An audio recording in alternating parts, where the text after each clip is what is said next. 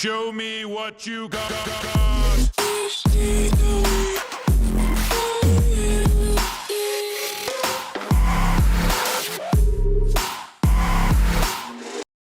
How's it going, guys and geeks? Welcome back to the Geek Critique Show. We're your hosts. I'm Jen. I'm Dakota.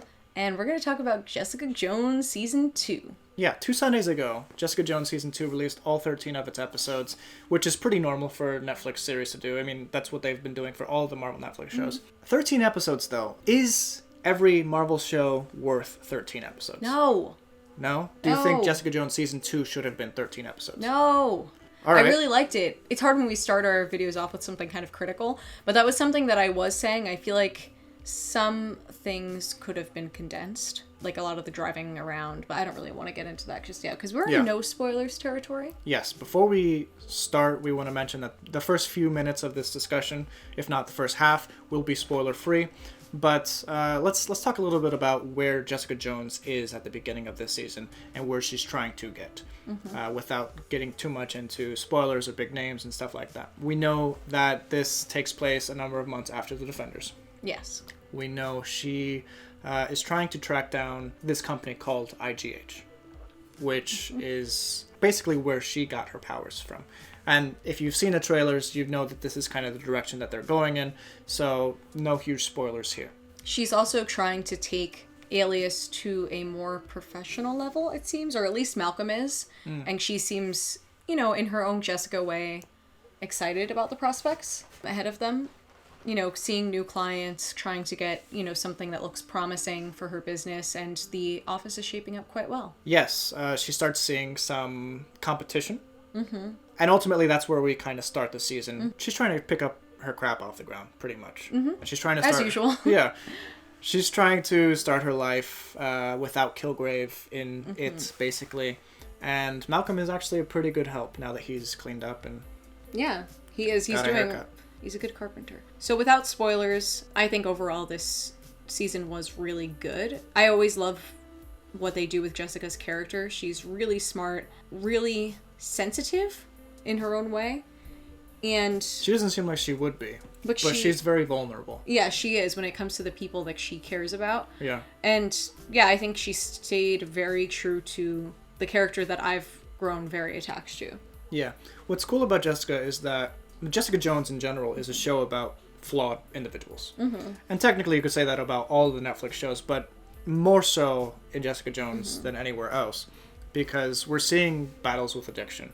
We're seeing loss of love and abuse, ultimately. Yeah. And that takes a toll on pretty much everyone in the show, to some extent. But the fact that at the end of the day, Jessica Jones kind of has to juggle her friends, juggle her family, and make sure everyone's on track. She puts herself in last place, always. Yeah. Well, not always, but we'll get to that in a little bit. But it's hard. And my one vice with her character is that for an alcoholic, she's really generous and supportive to the people that she cares about, which to me isn't a proper representation of alcoholism. Usually alcoholics, just, because I know a few, are pretty selfish. So it's just kind of, that's my only thing that doesn't seem practical, but I guess with her abilities, she does have to drink a lot more to even feel a buzz. So I wonder how much she's feeling, or if it's more just habitual. But clearly she does have a problem, and I wish that they would make the problem more difficult to just kind of keep living her life around, because usually alcoholism is pretty inconvenient for the person and everyone around them. So the season starts out pretty strong, as most Netflix shows do. But with 13 episodes, you do hit pacing issues.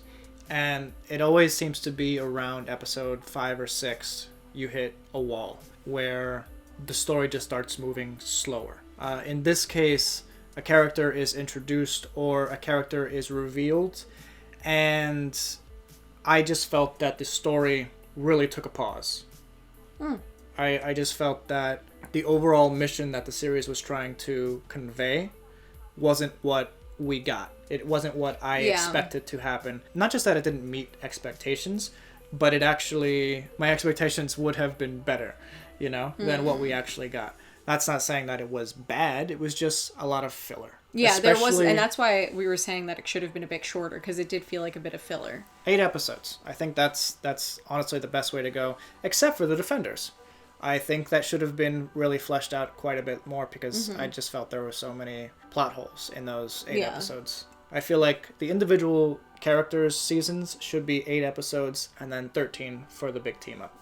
And what's hard about this season, too, is that they have a lot of things that they're slowly building up to, but you have no idea where it's going. So it's hard for you to feel intrigued, I guess. You're just more like, there are some plot lines that I'm just frustrated. I'm like, why does this keep happening? Why are they doing this or that? And then you find out at the end, like, oh, okay, that's where they were going with that. So there is like a good amount of resolution, I think. I think if you liked certain characters, you'll continue to like them. Mm-hmm. If you didn't like certain characters or their traits in previous seasons, you will continue to dislike them. Yes, and that's what I've noticed. I think the resolution of the overall arc that they were... It felt like 2 different arcs, first of all. And the overall resolution was inevitable. You saw it coming. But it should have happened much earlier. But I guess it did hit home when it actually happened. Whether or not you were supposed to be angry at certain characters or not, I couldn't tell if I was supposed to like certain characters. Or not. That's how I felt too. And what's funny is, like, you're supposed to think that Jessica is like kind of the piece of crap because she has so many problems and she's so mean and, you know, all of this, but she's kind of the rock for a lot of people. Ooh, yeah, that's a good way to put it. And her friends, like, it's almost like she surrounds herself with pretty crappy people. And it's frustrating because she's really a good person. So to see her just trying to keep everything together is really hard. But it makes you love her even more. Yeah. Okay, so if you have not seen Jessica Jones Season 2 and you are planning to, we recommend pausing the video right here because we're going to get into actual spoilers and actual plot details that will negatively impact your appreciation of the show. So, spoilers, here we go. Let's just talk about Jessica. I really liked her arc this time around. The fact that she met the landlord and actually has like a new love in her life. Several times throughout the show, even with the first and second season. Like the first season, she had a little fling with Luke Cage. This season, we get the landlord, who initially hates her because she's a super. Which, by the way, super. I like that they're calling them supers, but it feels like the more the Marvel Cinematic Universe continues, the more supers we'll see, and that kind of reminds me of The Incredibles, where Syndrome! Syndrome, he goes, his plan is to make, to be able to sell people superpowers. And when everyone's super, no one will be. So that's kind of what I was like feeling in this by the end of the season, especially, because it just seems like everyone has superpowers now. And I liked, you know, the way that they did that, where it was like, you know, people going through like back alley doctors and, you know, stuff like that because their practices aren't approved. And you actually see like stuff like that in the real world, where people, if they can afford American doctors or Western medicine in general, they go to other countries where it's cheaper. Yeah, or even like for cosmetic surgery. There are shows like Botched where they fix people who have gotten bad plastic surgery because they go and try the cheap route, or they go to the back alley stuff. Yeah. Now, which it could be really problematic and dangerous because, yeah, of course. You know, obviously they're not abiding by the laws that the other doctors are. But I actually know a couple that they went to Thailand to get dental work done. And it was like cheaper to fly to Thailand, go on vacation, and get the dental work that they had to get done than to get it done here. And it turned out fine. Yeah, actually, their teeth are good. I've seen a lot of things online where like Thailand is like their technology for medicine and stuff is far superior to what we have here in the States, just because it's so much cheaper. It's like Wakanda. It is almost like Wakanda. We're going off topic a lot. A lot of people are going to doctors to get superpowers, which is kind of how Jessica stayed alive in her crash, pretty much. But at this point, it's so experimental, and that's why it's kind of good for her to have the closure of knowing how bad the side effects can be and that they can cause emotional problems. So to hear that might bring her a lot of comfort because it maybe helps her think, wow, maybe this all isn't my fault. Maybe I'm not such a crappy person. And that's actually how Jessica got her powers. That's how she stayed alive. IGH, which is the company that is like, or was doing that to individuals, we start to see certain characters that they introduce into the world, or superpowers that they introduce into the world, like Whizzer, in the first couple episodes, die because he's killed off. I love Whizzer though. What a funny character. I wish he would have been there for a little longer. I mean, yeah, he definitely should have lasted a bit longer because he was so funny. The way he ran, it was like, well, it was just a sped up kind of chubby guy running, and it was fantastic. It was so cute. It was fantastic. Until he died. We still don't actually know like how that happened. Like, it was such specific timing. One thing that I want to say is when she's going through potential clients, this I thought was really cool. Some woman says something crazy like, there's lizards in the government and they're taking over. They have Jay-Z. Like, do you remember? I forget how she used it exactly, but like clearly she's talking about the scroll.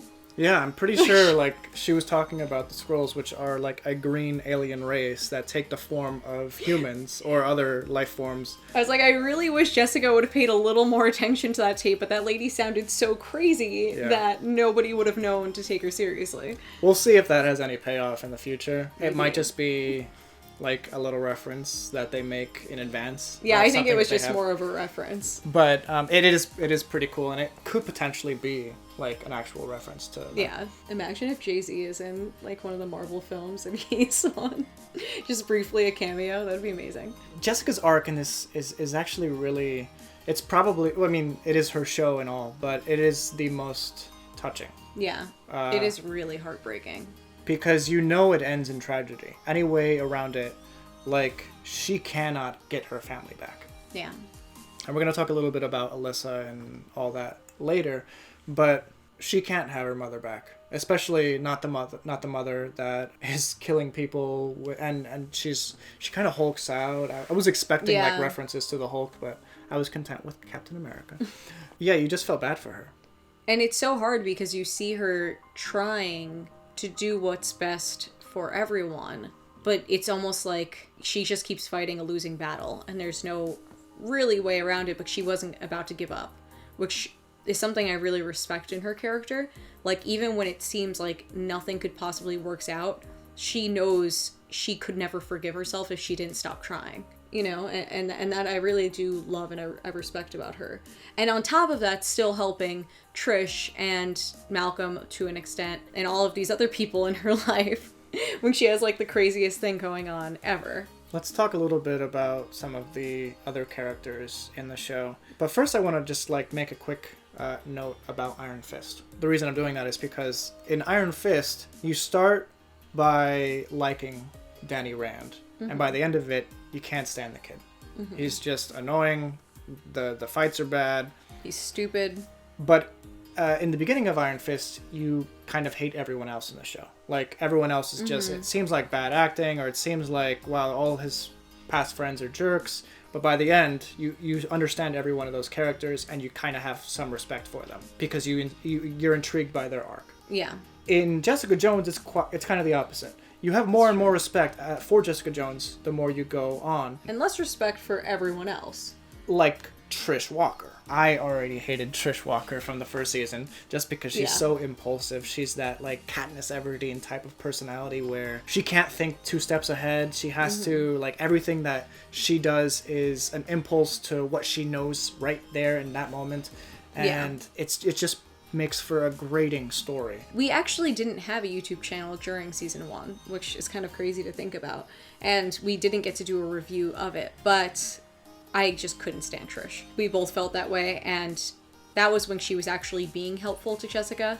Whereas as this season has progressed, she has just gotten like more of... She's selfish for attention.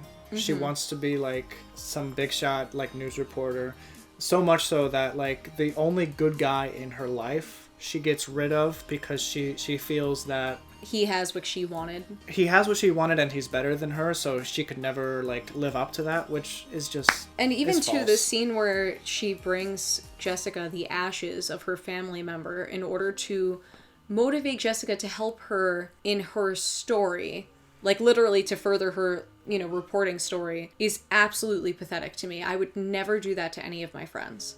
I just don't understand how you could justify bringing them the ashes of their family members. Even if you think you're helping people, I just think that's such a disrespect to the dead and to Jessica. And then the scene where, like, they're all falling on her body, it's like, Jessica didn't need that right now. For you to, I don't know, I just thought that was absolutely ridiculously selfish and manipulative. Well, I don't like. She's such an insecure character to begin with. The fact that she would go to such great lengths to have superpowers by the end of the film, where she nearly dies. And eventually, she becomes Hellcat, the vigilante character from Marvel Comics. But the lengths that she goes to, the stuff that she puts everyone else through, because of her, like, addictive personality. I mean, I understand the draw for, like, drugs and a pick-me-up, or for people who are addicted to that kind of lifestyle. I understand that. But she's been sober for a decade, I remember they were saying, and it's when she becomes power hungry that her addictive personality comes out. Because even if you notice, like, when they had the flashbacks, that's when she was trying to work on her record deal and, like, her album and performing and getting ready for her tour. I think she can't handle her own ambition, and she turns to any form of drug she can to help her with it, help her cope, but it actually just ends up tearing her apart, which is really sad. Any addict, that's such a struggle to just keep moving forward with your life. And I have the utmost sympathy for addicts and respect for the ones who do come clean and get out of that. It's just so frustrating to watch, because the first season they paint her as, like, Mrs. Goody Two-Shoes, who's just there helping Jessica, like, why am I even helping you? And then you see Jessica's kind of been her support system their whole life. And to see, too, the way that she was treated at such a young age, with her mother, kind of giving her to directors and all of this stuff, like, she is a pretty messed up person, and I get that. Oh, actually, now that you bring that up, what do you think about that? Do you think that was like reactionary to, like, the whole Me Too movement within the Hollywood scene, or do you think that was filmed potentially before all that happened? Because they never actually did, like, bring the director to light. Like, they didn't bring his sins to light. Like, it seems like 101 people in Hollywood have gone down for that. That's true, yeah. I thought that it was filmed before the Me Too movement began. Probably. I think it was, but it is very timely. Yeah, extremely. And it's so sad that stuff like that happens, in the real world. But yeah, that's true. I wonder if it was filmed after the Me Too, if there would have been more focus on making sure that director, like, got what he deserved. Yeah, that's true. I mean, he did get punched in the face, but I mean, honestly, that's not career ending. Yeah, that's not career ending. To me, getting punched in the face isn't enough when you're, like, sleeping with, a 15-year-old. So, yeah. What do you think about Jessica and Trish's relationship by the end of the season, after she goes and kills Alyssa? I actually respected that she did kill Alyssa, because I understood, and that was one of the few scenes where I understood where she was coming from, because if the cop said to me, I have to take out, somebody else, but if Dakota gets in the crosshairs, that might happen, I wouldn't be just hanging out in a hospital either. Like, I would feel impelled to act. And I get where Jessica's coming from, because, yeah, that's the person who killed your mom, and it's because of Trish's impulsive and stupidity that Alyssa even went off the handles anyway. At the end of the day, it is mostly Trish's fault. Right. But it was a crappy situation without her. She just made it a lot worse. As far as their relationship goes, I do think that they need time apart, but it's inevitable, they're sisters, that they're going to come back together. But some things I get where Jessica's coming from, where it's like, I can't look at you right now. Like, I don't want to see you right now. But, they will be close again. Yeah, something will happen to Trish that Jessica will need to bail her out for. She's probably going to get in trouble for her vigilante work in the next season. And she's going to need to know what she's doing. Right. Because honestly, like, based on the behavior she showed us this season, she isn't mentally ready for that power. Right. With Trish, I will say that if you take all of her actions and you make her the star of the show, they make sense logically from her perspective. She's injecting herself with this thing to continue the story. She's trying to continue digging up stuff, and she can't if she's, like, too fatigued from wearing off the drug. You can understand where she's coming from, trying to save Jessica from getting in the crosshairs of the police and stuff like that. And you can understand where she's coming from, trying to just being jealous of everyone else and just feeling powerless. Feeling powerless and finally achieving power. But this show is from the perspective of Jessica Jones, who has a lot more information, a lot more perspective than she does. And ultimately that just kind of makes this character just truly hateable. Yeah. And to me too, the part where I like really got frustrated and lost complete respect for her was when she offered Malcolm the drug thing. Oh my gosh. And it's like, you saw like what this guy's been through and how far he's come to get clean and like, you know, get his life together. He was basically on his deathbed the last season. And she offers him that, like, even if she's in self-denial and thinking like, well, I'm not an addict, like, or this isn't like, you know, that bad or whatever. You know, like, I get how she could be in self-denial and not think, like, I'm not addicted to this. But when you saw someone literally dying, like, last season, and you're gonna freaking offer them that something that's drug-like, that feels like a high, because, like, even her pupils dilate and stuff. Like, I don't know, like, you're sick to me. Like, there's something wrong with you. All right, so let's not harp on about Trish all day. It is Jessica Jones, after all. Let's talk about Jessica Jones' mother, Alyssa. Who isn't dead, but doesn't look like her true form. She was brought to life also by IGH and has had it seems like a fling with Dave, the head 12-year fling. Yeah, a 12-year got fling with Dave from IGH, who is the geneticist and is the one responsible for basically creating that version of the super soldier serum. But it is an imperfect serum. It does cause a lot of heartache to the people who actually go through the project, especially Alyssa, because she can't control her anger. Yeah. Her anger is so bad that she literally doesn't care about killing people. Yeah. Which just makes her in the flashback episode, in episode 7, pretty much the worst mom ever. Pretty much. Yeah, the guy... She's just completely desensitized to how her actions affect the entire world around her. That's a good way to put it. Which is really sad. That's like a ripple effect. Like, you can't just like kill someone and it doesn't, like, they have families, they have friends, and it's all around you, and you're just like going around recklessly killing. Like, and I don't get, like, that was the part that I was a little frustrated with. Like, how do you not feel sad about that? But how do you not see that it's wrong? She's just been doing it for so long that it doesn't matter anymore. She's just trying to survive. Yeah, and it just shows like how mentally messed up that process made her. It's not just a fight or flight, it's a fight and flight. Yes. Like, she will kill who she needs to kill and then move to the next location. That's true, yeah. And I thought she was shaping up to be an excellent villain before we found out that she was a mother, because she was terrifying. Like, after we watched it, I had to go use the bathroom, and I was like walking in the hallway, and I'm like, oh my gosh, this is so scary. Like, she creeped me out so much with her like crazy wild eyes and like. But as soon as we learned who she is, and I feel like they introduced it a little too early.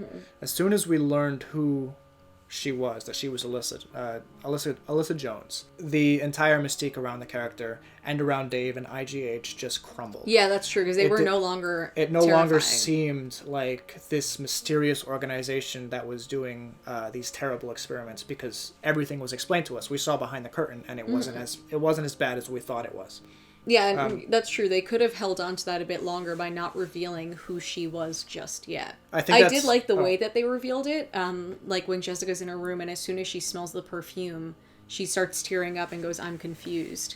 And I knew just then, I'm like, oh my gosh, that's like her family.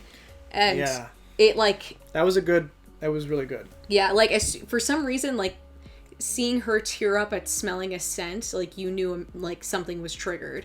And...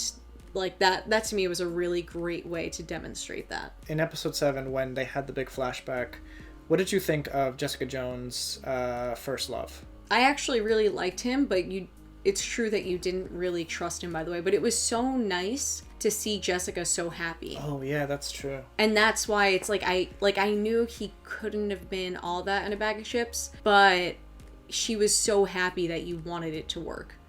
Because you never really saw her that content with anyone. You knew that the mother was going to be the one responsible for taking him out, which just gave you all the more reason to understand like why she hasn't shown up in Jessica's life since then. And you felt bad for her in that moment. And that was like one of the only moments I felt like true sympathy for Alyssa's character.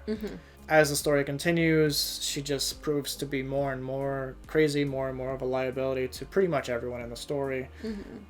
She's killing cops, she's doing all these things, and but she does really love her daughter. She does really love her daughter, but she's not mentally sound enough. The ends don't justify the means at all. Like, if I'm sorry, Mom, you can't keep killing people. You have to turn yourself in. Go to the raft. Which, by the way, I love the fact that they introduced the raft into the Netflix canon. That instantly connects it to Captain America: Civil War. And if you guys are at all interested in some of the other connections and where Jessica Jones takes place in the timeline, click the link right here, because we'll be getting into all of that and more, as far as like the connections to the greater MCU, because I was so happy we were thrilled that they actually like had bigger connections to the MCU this season. So Alyssa, did you feel anything for her death? Yeah, oh my gosh, I didn't. So much. I didn't. Really? Yeah, it felt super anticlimactic to me, and it just why? Because you knew it had to happen. I knew it had to happen, but I thought something of more substance was going to be said. I thought she was going to reveal something, or about to reveal something, when it was going to happen, but it just seemed like the conversation was like mostly over, and then really, but she did say something really powerful though. Like, I guess I might have forgotten. Yeah, she said, I don't remember verbatim, but she said something along the lines of, you know, like I guess she always had these like goals and aspirations of like what she needed to be or what she'd contribute to society, because she really wanted to go back to school, and you know the husband wouldn't go and all of that, and she said maybe my job was to create you. And to me, that's the best thing she could have said to someone that feels as like hopeless and useless as Jessica and abandoned. It's like, wow, my mom believes in me and thinks like I'm destined to like do something great. That's a good point. I thought that was really beautiful, the way that ended. And then to see her get shot right then, and then Jessica, it's like, you don't deserve to see your mom freaking die. Like, I just wish that she wasn't there. But maybe she had to be to know, like, yeah, it's actually over. Another thing that I really liked was how, when Jessica was saying her memories and stuff, how Alyssa was like, no, that's not true. No, you were always weird. No, your dad and I hated each other and probably would have gotten a divorce. And she's just like shattering Jessica's perception of her childhood. Yeah, that she held on to, unfortunately. Yeah, which is, you know, the way that kids do think, we do kind of paint things out to be different than they actually were. So to have that happen, especially after I'm sure that's all she thought about for years and years and years was her family, was, you know, quite sad, but it must have been nice for her to get more of a reality dose from her mom, putting it quite plainly. What did you think of Malcolm? Okay, so this is tough, because I really liked Malcolm the first season, and I really like all that he's done, and how far he's come. But I was very, very frustrated when he decided to, like, get mad at Jessica because she was mad at him for screwing up. All throughout their relationship, Jessica's always been kind of snotty with him and, like, a bit rude, and I get how that would get grating. But I think of all times to actually get mad at her and quit, it wouldn't be the time where her mom comes back from the dead and is being chased down by the government, and you actually did screw up in a major way. Well, yes and no. I mean, Trish was going to do that regardless. That was her plan. What Jessica saw was Malcolm, like, going out of his way, or not paying attention enough to what Trish was doing, and enabling her to make this terrible life choice. But what really happened was Trish was making poor life choices left, right, and center, and Malcolm didn't really understand what was happening. I can see why he was mad that Jessica was putting all the blame on him. And the reason she was putting all the blame on Malcolm was because Malcolm was the only one conscious at that point. Yeah, I mean, she was completely pushed beyond her limits, and then you have, you know, the person that you just promoted to do one job, and they let their emotions, because he liked Trish, get in the way. I think he might have seen differently if he hadn't liked Trish so much and if they hadn't just slept together. Yeah. So I think he was I get how Jess would be frustrated with him for making such a rookie mistake when he just got promoted.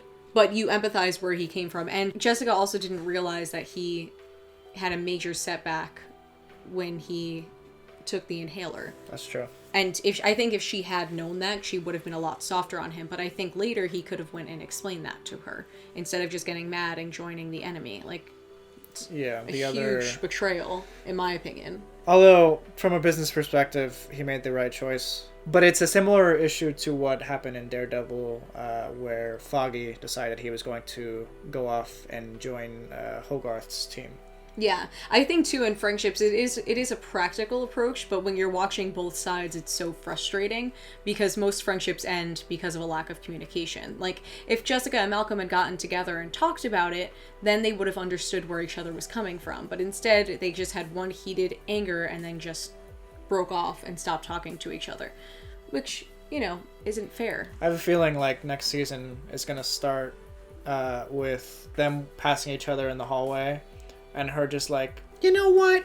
And like stopping him from like going down the elevator and just like, we're going to talk about this. Yeah, because right now they're both too proud. You know, but you can tell they clearly want to be friends still. They care about each other. They care, yeah. Like, they're really good friends, and I want them to become close again. It's frustrating to see such a close friendship break apart. Especially because she was there helping him get clean, and then he was helping her. But he was almost enabling her a little bit, so maybe she kind of needs Malcolm to leave in order to kind of fix her drinking problem. Maybe that's where they're going with that. Because it is true, like, he was, like, waking her up every morning and giving her Red Bull, like, instead of helping her get clean. Now, this is a character that we both had very different, like, opinions on, as far as the story goes. Hogarth and her plight throughout the season. She is diagnosed with ALS, and she has roughly 2 to 5 years is what she said to live, and that's got to be extremely scary. But throughout the entire series, I expected that this would have a greater impact on Jessica's story. I expected this to cross over in some way and be explained, but it just seemed like, well, we have 13 episodes, so we might as well use all the characters to their fullest potential. And they gave this storyline to Hogarth, where she takes in a homeless girl who worked for IGH previously, and then kind of cons her into thinking that she can be healed by this guy, her boyfriend, in prison. And as heartbreaking as it is that she has to go through such a huge con, I just felt that the story didn't need to happen, like, for the greater picture, almost.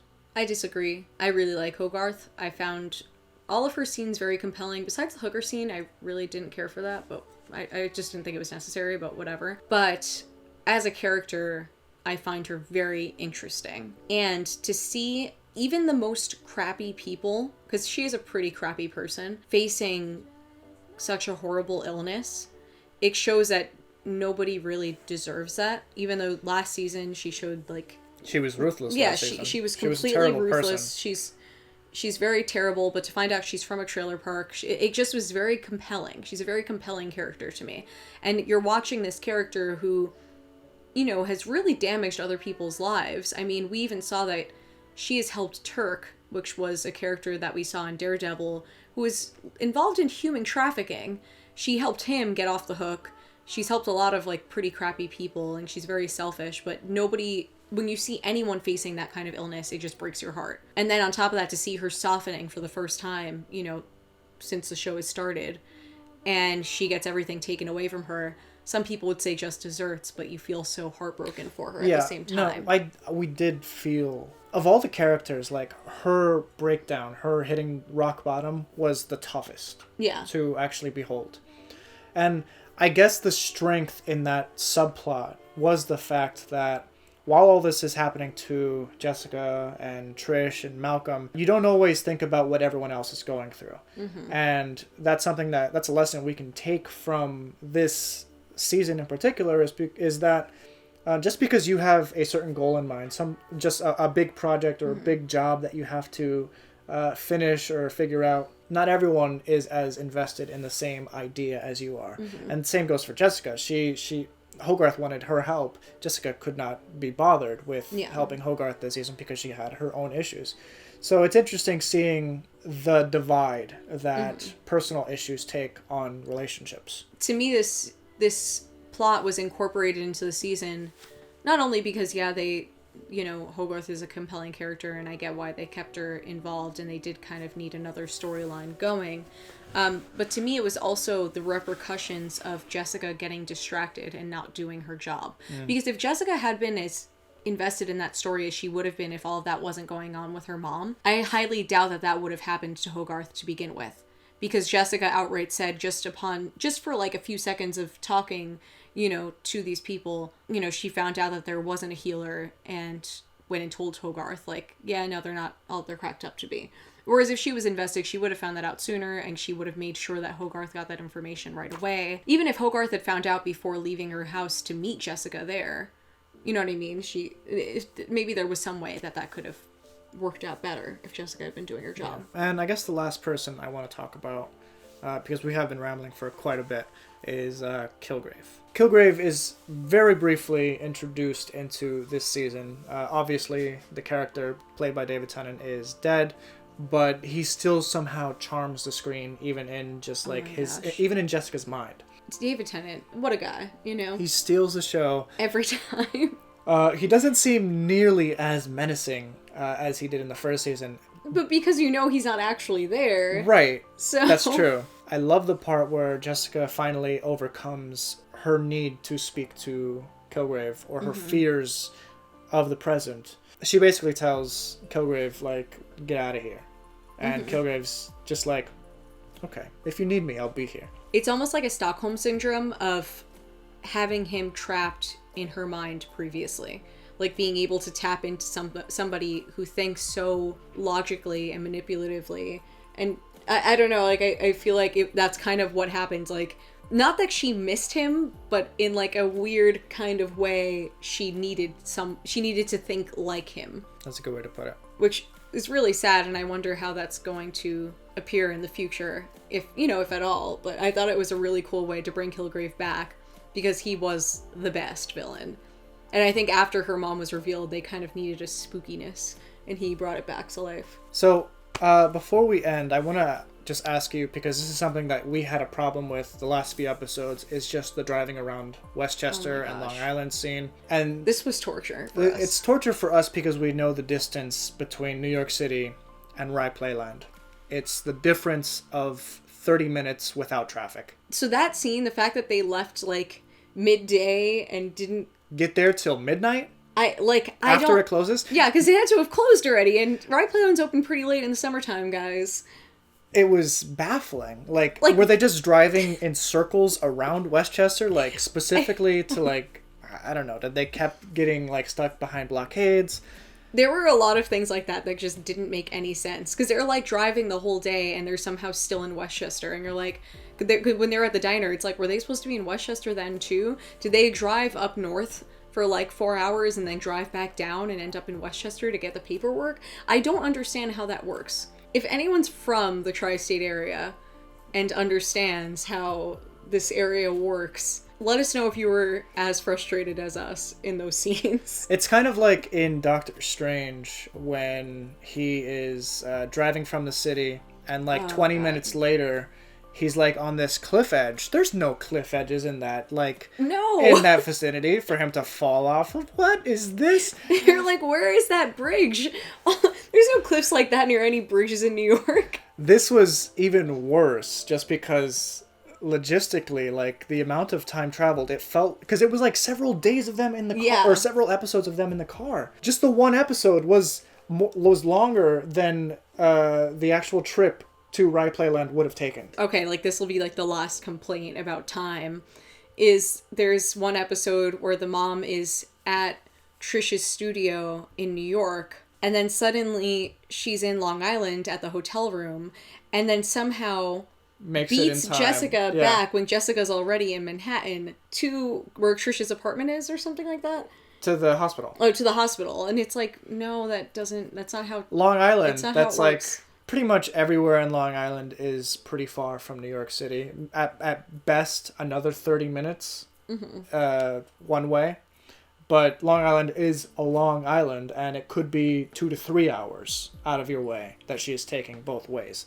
How does she get there? How does she get back? Oh no! And it's kind of cool to be from the city where the show is filmed, because, like, there was one restaurant that they ate at that I knew exactly where it was, and I used to eat lunch there when I would work in the city sometimes. Or like at one point Malcolm walks past the bar where I had my like girls' night before we got married, and I was like, oh, there's that bar. And it's just kind of cool to be able to see that. But then stuff like this, it totally took us out of the show, where it's like either you guys are absolute idiots or there's a lot going on behind the screen, that like a lot of getting lost and a lot of like parades and traffic. Whoever and wrote the script accidents. didn't live in New York. Yes. Or they were just like, oh, nobody's actually from New York. Let's just put it in there. Nobody will notice. Oh, we noticed. We did. Thank you guys so much for watching. If you like this video, leave a thumbs up and subscribe if you haven't already, especially if you enjoy us rambling for about 45-50 minutes worth of Jessica Jones Season 2 discussion. Thank you so much for being here and watching up to this point. If you have watched up to this point, leave this in the comment section below. New York doesn't work like that. That's not how New York works. Anyway, thank you guys so much for watching. Have a good one. Bye.